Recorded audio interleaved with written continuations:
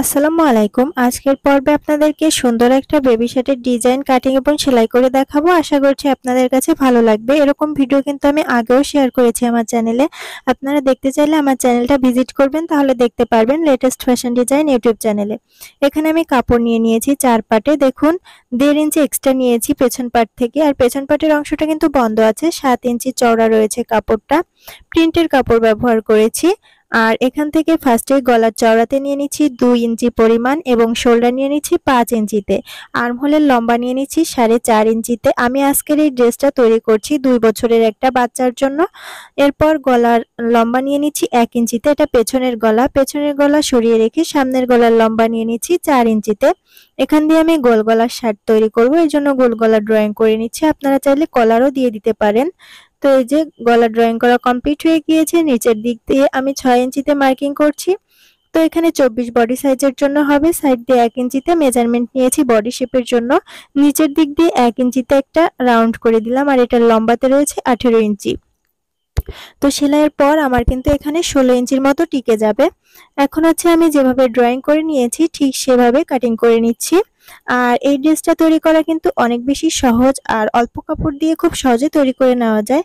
আমার এখানে প্রিন্টের কাপড়টা লেগেছে 1 গজ থেকে কিছুটা কম। আমি এখানে ফুল হাতা দিয়ে ড্রেসটা তৈরি করেছি, এ কারণে কাপড়টা একটু বেশি লেগেছে। আর এটা হচ্ছে 2 হাত বহরের কাপড়, মাত্র 70 টাকা বা 80 টাকা গজে আপনারা কিনতে পেয়ে যাবেন। জায়গা ভেদে দামটা বিভিন্ন রকম। তো এই যে আমি এখানে কাটিং করে নিয়েছি। এখন হচ্ছে আমি এখান থেকে হাতার কাপড়টা কাটিং করে নিব। তার জন্য 4 পাটে হাতার কাপড়টা নিয়ে নিয়েছি।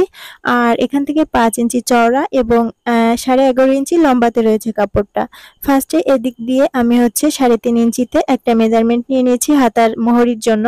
আর উপরের দিক দিয়ে হচ্ছে 2.5 ইঞ্চিতে মেজারমেন্ট নিয়ে হাতার শেপটা দিয়ে দিয়েছি। আর সাইড দিয়ে কিন্তু 1 ইঞ্চি আমি সেলাই মার্জিন রেখে দিয়েছি। এরপর আমার ড্রয়িং অনুযায়ী কাটিং করে নিচ্ছি হাতাটা। তো এখানে কিন্তু আমি ডিজাইন তৈরি করব। ডিজাইন করার জন্য কিন্তু আমার আবার ভয়েল কাপড় নিতে হবে। আমি ড্রেসের প্রিন্টের সঙ্গে মিল রেখে এখানে পার্পল কালারের ভয়েল কাপড় নিয়েছি 4 গিরা পরিমাণ। এই 4 গিরা ফুলটাই আমার লাগবে, সম্পূর্ণটা দিয়ে ডিজাইন করব। এখন গলার এই দিক দিয়ে 1 ইঞ্চিতে একটা মেজারমেন্ট নিলাম, আর এই দিক দিয়ে নিলাম 9 ইঞ্চিতে একটা মেজারমেন্ট নিয়ে স্কেল দিয়ে সোজা করে এভাবে কোণাকুনি দাগ টেনে নিচ্ছি। আর দুইটা সাইডে যেহেতু একই রকম ডিজাইন হবে, তাই আমি একটা সাইড আপনাদেরকে দেখিয়ে দিব। তো এই যে এবার হচ্ছে আমি নিচের দিকেও একটা ডিজাইন দিব। নিচের দিকের ডিজাইনটা একটু 3 কোণা স্টাইলে দিব। তো ফার্স্টেই এখানে ঘেরটা মেপে নিলাম। দেখুন 3 ইঞ্চিতে মাঝখান বরাবর একটা চিহ্ন দিয়ে দিলাম বোতাম প্লেটের জায়গাটা বাদ রেখে। বোতাম প্লেটে কিন্তু 1.5 ইঞ্চি বাদ রেখেছি। এরপর 5 ইঞ্চি উপরের দিকে চিহ্ন করে এভাবে করে কোণাকুনি মিলিয়ে 3 কোণা একটা চিহ্ন দিয়ে নিচ্ছি। এই যে চিহ্নটা দেওয়া কমপ্লিট। এখন হচ্ছে এর মাঝখান দিয়ে আমি আরো একটা ডিজাইন দিব। এই যে দুইটা ডিজাইন যে করলাম উপরে এবং নিচে, এইটার একদম মিডিল বরাবর আমি স্কেল ধরে আন্দাজ মতো একটা চিহ্ন দিব। আপনারা মিডিল বরাবর আন্দাজ মতো একটা চিহ্ন দিয়ে নেবেন। এই যে এখন হচ্ছে এখানে ডিজাইনের কাপড়টা কাটিং করে নিব। এখানে যেহেতু আমি ড্রয়িং করেছি, এই কাপড়টাই ড্রয়িং এর উপর রেখে হাত দিয়ে চাপ দিলে কিন্তু নিচে যে ড্রয়িংটা করেছি ওই ড্রয়িং এর একটা ছাপা কিন্তু এই কাপড়টার উপর পড়ে যাবে। তো এভাবে করে ছাপাটা ফেলিয়ে সাইড দিয়ে 1/2 ইঞ্চি কাপড় এক্সট্রা রেখে তারপর হচ্ছে আমি এই ডিজাইনের কাপড়গুলোকে ফার্স্টেই কেটে নিব। তো এই যে দেখুন আমার কিন্তু হালকা করে ছাপা পড়েছে। ক্যামেরাতে বোঝা না গেলেও সামনাসামনি কিন্তু বোঝা যাচ্ছে। চক দিয়ে একটু গাঢ় করে দাগ দিয়ে নিলে কিন্তু আপনারা এভাবে ছাপা ফেলিয়ে ডিজাইনগুলো তুলে নিতে পারবেন। তো এরপর আমি এখানে হচ্ছে ফেব্রিক গ্লু দিয়ে এই ডিজাইনগুলোকে লাগিয়ে নিব। তো এখানে ফেব্রিক গ্লু নিয়েছি। এরপর এই যে সাইড দিয়ে 1/2 ইঞ্চি যে এক্সট্রা রেখেছিলাম ডিজাইনের বাইরে, সেই 1/2 ইঞ্চিটা এভাবে ভাঁজ করে গ্লু লাগিয়ে সুন্দর করে ডিজাইনটা সেট করে নিব। তো সেলাই করার সুবিধাতে এভাবে সেট করে নিলে কিন্তু গ্লু দিয়ে খুব ভালো হয়। আপনারা যদি এক্সপার্ট হয়ে থাকেন যে না আমি গ্লু দিয়ে এভাবে সেট করব না, তাহলে আপনারা এমনিতেও সেলাই করে ফেলতে পারেন এভাবে ভাঁজ করে। তো এই যে আমি লাগিয়ে নিয়েছি। এখন নিচের দিক দিয়েও আমি গ্লু দিয়ে এভাবে লাগিয়ে নিচ্ছি, যাতে সেলাই করার সময় এটা আর কোনো সমস্যা না হয়। আর নিচের দিকে যদি এক্সট্রা কাপড় থাকে সুন্দর করে কেটে দিতে হবে। এখন এই যে মাঝখানে যে একটা ডিজাইন করেছি, এটা এভাবে 1 ইঞ্চি চওড়া একটা কাপড় নিয়েছি সোজাভাবে। কাপড়টা দুই সাইড দিয়ে অল্প অল্প করে ভাঁজ করে এটা চওড়াতে আমরা 1/2 ইঞ্চি রাখবো। 1/2 ইঞ্চি রেখে তারপর এখানে এটা আঠা দিয়ে সেট করে নিব। উপরের পাটটা লাগানোর আগে কিন্তু এই পাটটা লাগিয়ে নিতে হবে। তো এই যে যাতে এই পাটটা নিচের দিকে চাপা পড়ে যায় ওই পাটের নিচে, এই কারণে এই পাটটা আগে লাগিয়ে নিতে হবে। এই যে আমি কিন্তু আঠা দিয়ে এখান দিয়ে সুন্দর করে লাগিয়ে নিচ্ছি আমার ডিজাইন অনুযায়ী। এই যে আমার লাগিয়ে নেওয়া কমপ্লিট হয়ে গিয়েছে। এখন হচ্ছে উপরের পাটটা লাগিয়ে নিব। তো উপরের পাটটাও কিন্তু আমি কাটিং করে নিয়েছি সুন্দর মতো ছাপ দিয়ে। এখন এটাকেও লাগিয়ে নিয়েছি। এই যে দুইটা সাইডে কিন্তু আমার কমপ্লিট হয়ে গিয়েছে, দেখতেই পাচ্ছেন। এখন এই যে দুইটা টুকরা কাপড় বেঁচে গিয়েছে, চিন্তা করলাম ফেলে না দিয়ে হাতাতেও সুন্দর করে 3 কোণা ডিজাইন করে ফেলি। তো যেই কথা সেই কাজ, হাতাতেও সুন্দর করে ডিজাইন করে ফেলেছি আর মেজারমেন্টগুলো আপনাদেরকে দেখিয়ে দিলাম। আপনাদের যেরকম কাপড়ের পিস বেঁচে যাবে সেরকম অনুযায়ী মাপ মতো ডিজাইনটা করে ফেলবেন। এখন ডিজাইনগুলো সেলাই করে নিচ্ছি। এই পাটটা সেলাই করার সময় দেখবেন উপরের পাটটা একটু উঁচু করে নেবেন, যাতে সেলাইয়ের অংশটা ভিতরের দিকে চলে যায়, উপর দিয়ে দেখা না যায়। তো এই যে দুই সাইড থেকে সুন্দর করে ঘুরিয়ে সেলাইটা করে নিতে হবে। এরপর উপরের এই পাটটা সেলাই করে নিতে হবে যাতে এটার উপর চাপা পড়ে যায়। এই যে এখন হচ্ছে নিচের 3 কোণা যে ডিজাইনটা এটা সেলাই করে নিচ্ছি। আর বাইরের অংশগুলো সেলাই করতে হবে না, যেহেতু আঠা লাগিয়ে নিয়েছি ওটা এমনিতেই সেট হয়ে আছে। আর যখন ফিটিং সেলাই দিব তখন কিন্তু ওইগুলা সেলাইয়ের মধ্যে চলে যাবে। এরপর হাতার এই 3 কোণা ডিজাইনটাও সেলাই করে নিচ্ছি। হাতার 3 কোণা ডিজাইনটা নিচের দিকে আমি আঠা লাগাইনি, তাই এই দিকটা আবার সেলাই করে নিলাম। এখন হচ্ছে এই যে হাতার ঘেরটা যে নিচের এটা মুড়িয়ে সেলাই করে নিচ্ছি। আর এখানে আমি 1/2 ইঞ্চি একটু উপরের দিকে রেখেছিলাম ডিজাইনের কাপড়টা, যেহেতু কাপড়টা কম ছিল উপরের দিকে যেন বেশি থাকে এই কারণে একটু উপরের দিকে রেখেই কাপড়টা লাগিয়ে নিয়েছি। এটা তো সেলাইয়ের মধ্যেই চলে গেল। এই যে এখন হচ্ছে বোতাম প্লেটটা রেডি করে নিচ্ছি। দেখুন বাম সাইডের বোতাম প্লেটটা ফার্স্টে রেডি করছি। অল্প একটু মুড়িয়ে ভাঁজ করে তারপর আরেকটু মুড়িয়ে এভাবে করে বোতাম প্লেটটা সেলাই করে নিতে হবে, যতটুকু জায়গা আর কি আমরা রেখেছি ওইটুকুর মধ্যে।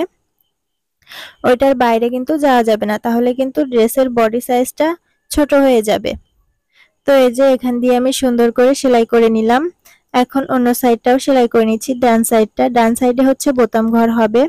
এটা যতটুকু কাপড় রেখেছিলাম ততটুকু দুইবার ভাঁজ করে সেলাই করে নিচ্ছি। আর বাম সাইডে হচ্ছে বোতাম বসবে, এজন্য ওই সাইডটা পাতলা করে সেলাই করা হয় আর ডান সাইডে একটু মোটা করেই সেলাই করা হয় বোতাম ঘর তৈরি করার জন্য। গলার এখানে এক্সট্রা কাপড়টা কাটিং করে নিলাম। এখন হচ্ছে পেছনের পাটের উপর রেখে সুন্দর করে শোল্ডারটা জয়েন্ট করে নিচ্ছি। শোল্ডারটা জয়েন্ট করা হয়ে গেলে কিন্তু আমরা গলাতে পাইপিং তৈরি করে নিব। তো আপনাদেরকে পাইপিংটা আমি কাটিং করে দেখাইনি, আড়াভাবে কিন্তু পাইপিংটা কাটিং করে নিতে হবে, সোজাভাবে কাটা যাবে না, এটা টান দিলে কিন্তু লম্বা হবে। নিশ্চয়ই আপনারা দেখে বুঝে নিয়েছেন। তো এই যে এখন হচ্ছে উল্টা সাইড দিয়ে পাইপিংটা লাগিয়ে নিচ্ছি। গলাতে যেহেতু এক কালারের কাপড় দিয়ে ডিজাইন করেছি তাই প্রিন্টের কাপড় দিয়ে পাইপিং দিয়েছি। আর এই যে রাউন্ডগুলো সুন্দর করে ছোট ছোট কাট লাগিয়ে নিচ্ছি, এতে করে সেলাই করতে সুবিধা হবে এবং ফিনিশিংও ভালো আসবে। এরপর এই যে সামনের দিকে 1/2 ইঞ্চি এক্সট্রা রেখে সেলাই করেছিলাম সেটা এইভাবে মুড়িয়ে দিয়ে তারপর হচ্ছে গলার পাইপিংটা সেলাই করে নিচ্ছি।